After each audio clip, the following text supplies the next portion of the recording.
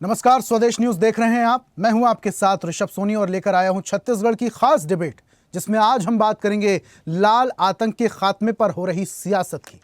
नक्सलवाद के खात्मे की दिशा में सुरक्षा बलों को बड़ी कामयाबी मिली। अब इसको लेकर लगातार सियासत भी देखने को मिल रही है। सियासत कुछ ऐसी है कि पक्ष विपक्ष अब आमने सामने हो चुके हैं। विपक्ष का कहना है कि ये जो लाल आतंक का खात्मा हो रहा है, ये हमारी रणनीति का ही परिणाम है। अब ऐसे में सरकार का कहना है कि नक्सलवाद को जड़ से खत्म कर दिया जाएगा, चूंकि केंद्र सरकार से अब केंद्रीय गृह मंत्री अमित शाह ने एक डेडलाइन सेट कर दी है और वो डेडलाइन है मार्च 2026 की। उससे पहले पहले लाल आतंक को जड़ से खत्म कर दिया जाएगा, जिसको लेकर अब सियासत भी हो रही है। इस पर करेंगे चर्चा, लेकिन उससे पहले देख लेते हैं एक रिपोर्ट। देखिए, छत्तीसगढ़ में माओवादियों को करारी चोट लगी है। कुख्यात माओवादी कमांडर मांडवी हिडमा को सुरक्षा बलों ने आंध्र प्रदेश में ढेर कर दिया। हिडमा उसी दहशत का नाम है जिस पर कम से कम 26 बड़े हमलों का मास्टरमाइंड होने का आरोप था। 43 वर्षीय हिडमा 2013 के दरभा घाटी नरसंहार और 2017 का सुकमा हमला समेत कम से कम 26 सशस्त्र हमलों में शामिल था। हिडमा के साथ 5 और नक्सली मारे गए हैं। हिडमा के अंत के साथ ही नक्सल अभियान में शहीद हुए जवानों का बदला भी ले लिया गया है। सुरक्षा बल इस कामयाबी से खुश हैं, तो वहीं सुरक्षा बलों की इस शानदार कामयाबी पर भी सियासत चुप न रह सकी। सरकार ने इस कामयाबी पर सुरक्षा बलों को बधाई देकर नक्सलवाद के खात्मे का संकल्प दोहराया, तो कांग्रेस ने बधाई तो दी, लेकिन ये भी कहा कि नक्सलवाद के खात्मे की रणनीति कांग्रेस सरकार ने तय की थी। मौजूदा सरकार उसी पर आगे बढ़ रही है। पुलिस मुठभेड़ में कुछ आतंकवादियों, कुछ नक्सलियों के न्यूट्रलाइज होने की सूचना है और उस सूचना के आधार पर उसमें जो नाम सामने आए हैं उसमें एक सीसी मेंबर जो पिछली बार बना था, हिडमा, इसका भी नाम है। तो ये जो उसमें उसकी पत्नी और 4 उसके और साथी, ऐसे सारे लोगों का नाम है। तो आंध्र प्रदेश की सीमा में हुआ ये नक्सल विरोधी अभियान और उसमें हिडमा के न्यूट्रलाइज होने की सूचना है, कंफर्मेशन होना शेष। नहीं, हिडमा के पहले भी बसवराजू और अनेक ऐसे बड़े नेता को हमारे फोर्स ने न्यूट्रलाइज किया, भारतीय जनता पार्टी की सरकार ने न्यूट्रलाइज किया। और निश्चित तौर से हमने तो पहले ही कहा था कि वो मुख्य धारा में आए, लेकिन दुर्भाग्य कि वो आए नहीं। लेकिन यदि इसी तरीके से आतंक होगा तो आतंक का कोई साथी नहीं है, इसलिए सबको लोकतंत्र पे विश्वास करना चाहिए और लोकतंत्र के साथ में खड़ा रहना चाहिए। देखिए, हिडमा का मारा जाना निश्चित रूप से नक्सलियों के कमर तोड़ने वाली बात है। बड़ी सफलता मिली है और हिडमा एक बड़ा नेता था नक्सलियों का, और ख़ासकर स्थानीय नेता था। बचत तो नेता हैं वो सब दूसरे प्रांत के थे, लेकिन हिडमा तो यहीं का आदिवासी नेता है, तो उसकी ज़मीनी पकड़ बहुत ज़्यादा थी और उसके निश्चित रूप से मारे जाने से सरकार को, हमारे जवानों को बड़ी सफलता मिली है और नक्सलियों को बहुत बड़ा नुकसान हुआ है हिडमा के जाने से। केंद्रीय गृह मंत्री अमित शाह ने मार्च 2026 तक छत्तीसगढ़ से नक्सलवाद के सफाये का ऐलान कर दिया है। साय सरकार उनके बनाए एक्शन प्लान पर ही आगे बढ़ रही है। नक्सलवाद छत्तीसगढ़ के आम आदमी और सियासत को सीधे प्रभावित करने वाला मुद्दा रहा है। शायद यही वजह है कि कांग्रेस नक्सल नीति पर सरकार को घेरती भी है तो बड़ी कामयाबी को अपनी सरकार की रणनीति का फल बताने लगती है। देखना यह है कि श्रेय की इस सियासत के बीच केंद्र और राज्य सरकार मार्च 2026 तक की डेडलाइन में छत्तीसगढ़ को माओवादी आतंक से मुक्त कर पाती है या नहीं। ब्यूरो रिपोर्ट, स्वदेश न्यूज। तो आज एक ऐसा माओवादी ढेर किया गया जिस पर 1 करोड़ रुपए का इनाम था और इसी के साथ कई सारी नक्सली गतिविधियों में उसका सीधा हाथ था। आज उसे निस्तो नाबूद कर दिया गया। यही नहीं, उसके साथियों और उसकी पत्नी को भी ढेर कर दिया गया। लेकिन अब इस पर सियासत हो रही है, सियासत श्रेय लेने की। इस पर आज चर्चा करेंगे। कुछ मेहमान हमारे साथ जुड़ रहे हैं, परिचय करवा देते हैं। बीजेपी से हमारे साथ गंधर्व पांडे हैं। गंधर्व जी, बहुत स्वागत। कांग्रेस का पक्ष रखने के लिए श्रुति शुक्ला हमारे साथ हैं और इसी के साथ छत्तीसगढ़ स्टेट एडिटर हमारे साथ हैं डॉक्टर संजय शेखर जी। सर, आपका भी बहुत बहुत स्वागत करता हूं और सबसे पहली शुरुआत चर्चा की मैं श्रुति जी आपसे ही करूंगा। श्रुति जी, श्रेय लेने की होड़ आप लोग अक्सर देखने को मिलते हैं जब भी छत्तीसगढ़ में कुछ होता है, लाल आतंक का सफाया हो रहा है। इसको बढ़ावा देने की बजाय, इसकी सराहना करने की बजाय आप लोग श्रेय ले रहे हैं। जब आपकी सरकार थी, लगातार नक्सलियों की गतिविधियां देखने को मिलती थी, सड़कें नहीं बन पाती थी, इंजीनियर को किडनैप कर लिया जाता था, आदिवासी बस्तियों में घुसकर नक्सलवादी फायरिंग करते थे, कई सारे निर्दोषों को मार दिया जाता था। अब जब लाल आतंक खत्म हो रहा है तो आपके पेट में दर्द हो रहा है। श्रुति जी, सबसे पहले आप सभी को मेरा सादर जी। और देखिए ऋषभ जी, सबसे पहले तो मुझे लगता है कि माननीय पूर्व मुख्यमंत्री जी के स्टेटमेंट को शायद आपने सही ढंग से सुना नहीं है, तो मैं रिपीट कर देती हूँ कि देखिए भूपेश बघेल जी ने साफ कहा, हमने अभी जो स्टेटमेंट सुना है उसमें, कि निश्चित तौर पर सरकार जो है और हमारे जो प्रदेश के जवान हैं ये बधाई के पात्र हैं जिन्होंने नक्सलवाद पर एक बड़ी जो है जीत हासिल की है। तो सबसे पहले तो उन्होंने बधाई दी है और निश्चित ही वो बधाई के पात्र हैं। सरकार की बनी हुई योजनाएं और हमारे जवानों ने जो मतलब कि अपना साहस का, जब पराक्रम का जो उन्होंने एक प्रतीक उन्होंने जो दिखाया, तो निश्चित तौर पे वो बधाई के पात्र हैं। एक बात। दूसरी बात की बात श्रेय लेने की नहीं है, बात इतनी सी कि हमने जो योजनाएं उस समय लागू की थी उस पर बात करने की। अब अगर वो चीज भी आपको श्रेय लेने वाली लगती है तो मैं आपको बता दूं कि देखिए, जब पूर्व में छत्तीसगढ़ में जब माननीय भूपेश बघेल जी की सरकार थी, उस समय पे हमारी सरकार के द्वारा एक नीति चलाई गई थी, विकास, विश्वास और सुरक्षा की नीति। उसी के तहत पर उस समय बस्तर में मैं आपको बता दूं लगभग 196 गांव तक जो है बिजली पहुंची थी, जहां पर सड़क और पुलिया का निर्माण किया गया था, स्वास्थ्य सुविधाओं को बेहतर करने का काम किया गया था। और इतना ही नहीं, वहां पर 76 नए कैंप ऋषभ जी खोले गए थे, मैं आपको बता दूं, और लगभग 65 वनोपज की खरीदी वहां पर उस समय पे हुई थी। और एक बहुत बेहतरीन बात मैं आपको बताती हूँ इस डिबेट के माध्यम से, साथ ही प्रवक्ता भी सुनेंगे, कि देखिए उस समय मैं आपको बताऊंगी जब 15 साल हमारे प्रदेश में माननीय रमन सिंह जी की सरकार थी, उसी दौरान झीरम घाटी कांड भी हुआ था जिसमें कांग्रेस के बहुत बड़े बड़े नेता भी मारे गए थे। तब ये लोग क्या कर रहे थे मुझे नहीं पता। और एक बड़ा उदाहरण मैं आपको बताऊंगी, साक्षात्कार उस चीज से करा दूं कि देखिए जब रमन सिंह जी मुख्यमंत्री हुआ करते थे प्रदेश में, तो लगभग 1300 से ज्यादा हमारे प्रदेश के युवा थे, उसमें बस्तर के युवाओं की मैं बात कर रही हूँ जिन पर जो है फर्जी FIR दर्ज की गई थी। उनमें से कई युवाओं को ऐसे फर्जी FIR से, लगभग 900 से ज्यादा युवाओं को ऐसे फर्जी FIR से उस समय मुक्त किया गया था। और उस समय मैं आपको बता दूं कि देखिए इतने ज्यादा फर्जी केसेस थे, लेकिन जब हमारी सरकार आई तो उस समय जस्टिस पटनायक की रिपोर्ट के आधार पर 900 से ज्यादा युवाओं को इन केस से बाहर निकाला गया। तो मैं इनसे पूछना चाहती हूँ कि माननीय रमन सिंह जी जब पूर्व मुख्यमंत्री थे, नक्सलवाद खात्मे को लेकर बीजेपी काम कर रही थी, उस समय भी कर रही होगी, तब ये लोग कहाँ थे और उस समय नक्सलवाद को लेकर के ऐसे एक्शंस क्यों नहीं लिए गए? और इन जो है युवाओं पर उस समय इन्होंने क्यों इनके बारे में नहीं सोचा कि इनको जो है फर्जी FIR से मुक्त किया जाए? तब ये लोग कहाँ थे? श्रुति जी, अभी आप बोल रही थी कि भूपेश बघेल जी के बयान को सही तरीके से सुना नहीं गया। जब करेगुट्टा में नक्सलियों को घेर कर मारा जाता है, उनसे हथियार बरामद किया जाता है, तब भूपेश ही बघेल थे जब बयान दे रहे थे कि ये वेरीफाई कर लिया जाए कि वो गांव के करीब बेकसूर आदिवासी तो नहीं है, नक्सली है भी या नहीं, ये वेरिफिकेशन करने के लिए वो बोल रहे थे। कोई भी आदिवासी गरीब जो लोग थे वो ड्रेस में तो नहीं होते नक्सलियों की, उनके पास हथियार तो बरामद नहीं होता। भूपेश बघेल लगातार आरोप लगाते रहे। अब चूंकि लाल आतंक सिकुड़ रहा है तो कहीं ना कहीं पिछली सरकार की वाहवाही बताने के लिए वो कह रहे हैं, तो ये श्रेय लूटना नहीं तो क्या हुआ है? गंधर्व जी, जिस तरीके से कार्रवाइयां हो रही हैं, वैसे तो बहुत बधाई सरकार को और हमारे जवानों को। सबसे पहले जिस तरीके से बहादुरी से घुसकर मांद में इन नक्सलियों को ढेर कर रहे हैं, 1 करोड़ का इनामी ये हिडमा नक्सली ढेर हुआ, ये सबसे बड़ी सफलता थी। लेकिन आपके जो वादे थे उन वादों का क्या हुआ? वादा ये भी किया गया था कि जब नक्सल फ्री हो जाएगा कोई गांव तो 1 करोड़ रुपए विकास के नाम पर दिया जाएगा, स्कूल बनेंगे, आंगनवाड़ियां बनेंगी, सड़कें बनेंगी। क्या हुआ वादों का? आप सिर्फ नक्सलियों को खत्म करने में लगे हैं, वो भी बंदूक की नोक पर। नक्सल विचारधारा कैसे खत्म करेंगे? देखिए, सर्वप्रथम तो आपको नमस्कार, आपके दर्शकों को नमस्कार, साथी पैनलिस्टों को नमस्कार, जय जवाहर। जिस प्रकार से आज हमारी फोर्सेज ने, चाहे छत्तीसगढ़ के डिस्ट्रिक्ट रिजर्व फोर्स हो, कोबरा बटालियन हो, केंद्र की फोर्सेज हो, CRPF के जवान हो, सभी बधाई के पात्र हैं। और ये निश्चित तौर पे शासन की स्पष्टता को दिखाता है।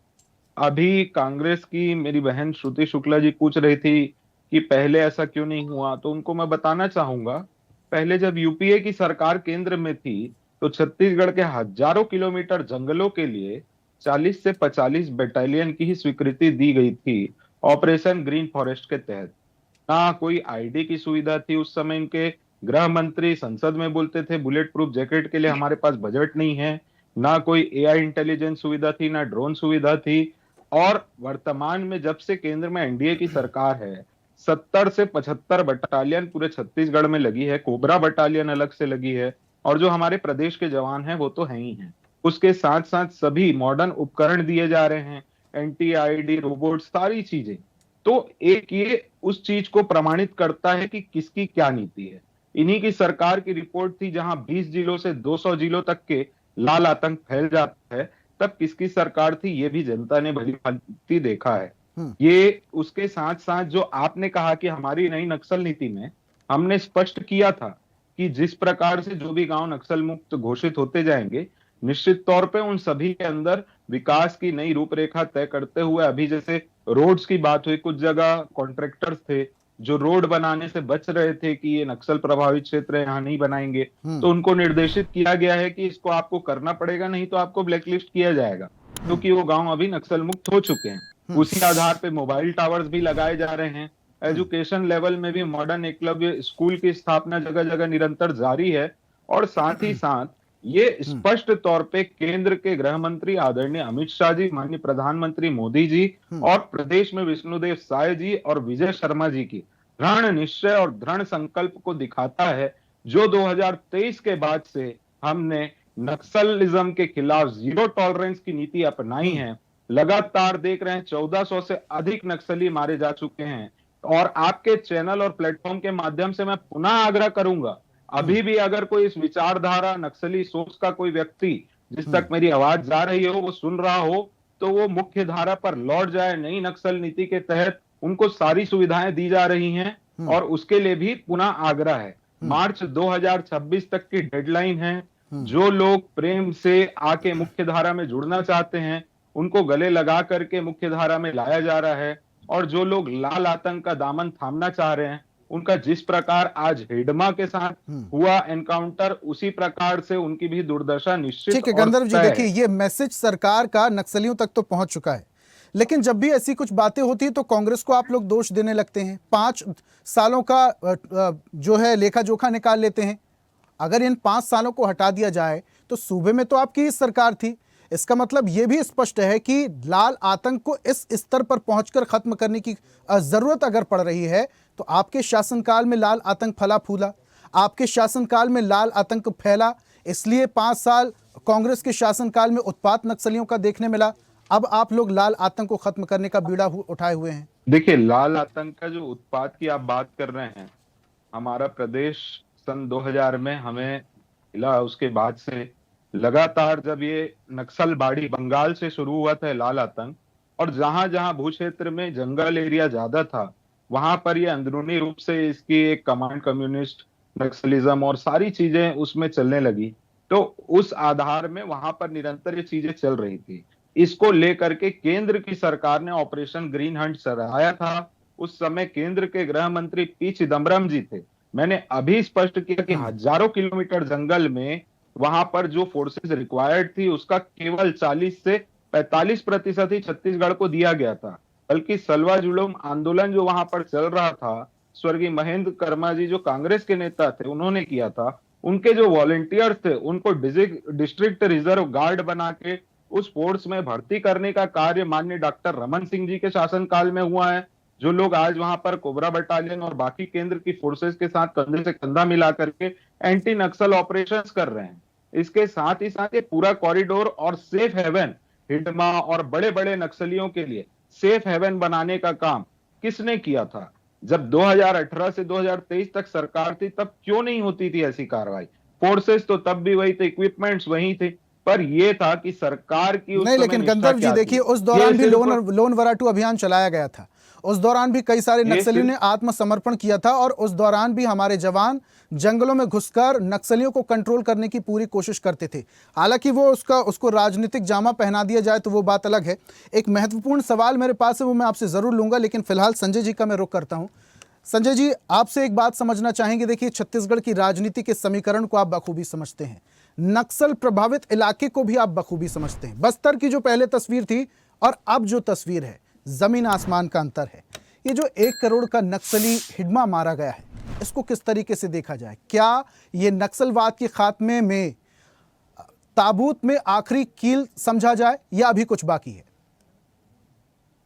देखिए, आखिरी कील तो मैं नहीं कहूंगा, लेकिन मैं ये जरूर कहूंगा कि कमर तोड़ने वाली कार्रवाई है। पहले महासचिव मारा गया, उसके बाद बसवराजू, और उसके बाद आत्मसमर्पण हुआ, और उसके बाद हिरमा का मारा जाना। देखिए, हिरमा कोई छोटा व्यक्ति नहीं था। वो कहने के लिए ठीक है कि सेंट्रल कमेटी का एक मेंबर था, लेकिन मैं आपको कहूंगा कि अभी जो माओवादियों में जितने लीडर थे, उसमें मैं समझता हूं कि सबसे कुख्यात, सबसे खतरनाक और सबसे मुफीद लीडर था, जिसको पूरे नक्सल जो आंदोलन है उसके जानने वाले खुफिया एजेंसियां, फोर्सेज, उसके लिए सबसे पहले नंबर पर अगर कोई कुख्यात माओवादी था तो वो था। इसका अंदाजा आप इस बात से लगा सकते हैं कि कोई भी व्यक्ति जो है, अगर आज पूछा जाए कि सीपीआई माओइस्ट जो है उसका महासचिव कौन है, तो बहुत सारे लोगों को मालूम नहीं है,